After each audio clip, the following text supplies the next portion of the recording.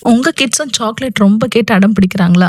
எந்த ப்ரிசர்வேட்டிவ்ஸும் இல்லாம simple ingredients வச்சு வீட்லயே எப்படி சாக்லேட் செய்யுதுன்னு பார்க்கலாமா? ஒரு பவுல்ல சிஃப்டர் வச்சுட்டு கோகோ பவுடர், பவுடர்டு சுகர், சுகருக்கு பதிலா நீங்க ஹனி கூட ஆட் பண்ணிக்கலாம். வெனிலா எசன்ஸ் அண்ட் இதுல எடிபிள் கோகனட் ஆயில் ஆட் பண்ணணும். இன்கிரீடியன்ட்ஸோட மெஷர்மெண்ட்லாம் கேப்ஷன்ல குடுக்குறேன், செக் பண்ணி பாருங்க. ஆயில் வந்து நீங்க மொத்தமா ஆட் பண்ணக்கூடாது. கொஞ்சம் கொஞ்சமா ஆட் பண்ணி நல்லா மிக்ஸ் பண்ணுங்க. அதோட கன்சிஸ்டன்சி ரொம்ப வாட்டரியா இருக்கக்கூடாது, ரொம்ப திக்காவும் இருக்கக்கூடாது. இது கூடவே பிஞ்ச் ஆஃப் சால்ட் ஆட் பண்ணிக்கோங்க. இது டேஸ்ட்டை என்ஹான்ஸ் பண்ணி கொடுக்கும். இந்த சாக்லேட் செய்கிற பவுலோ ஸ்பேட்ச்ல எல்லாமே ட்ரையாக இருக்கணும், எதுவும் ஈரம் இருக்கக்கூடாது.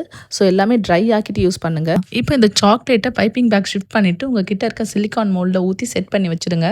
ஒரு 30 to 40 மினிட்ஸ் ஃப்ரிட்ஜில் வச்சு நல்லா செட் பண்ணி எடுத்தீங்கன்னா நல்லா ஹார்ட் ஆகிடும். அதே மாதிரி இந்த சிலிக்கான் மோல்டையும் நல்லா வாஷ் பண்ணி ட்ரை பண்ணிட்டு சாக்லேட் ஆட் பண்ணுங்க.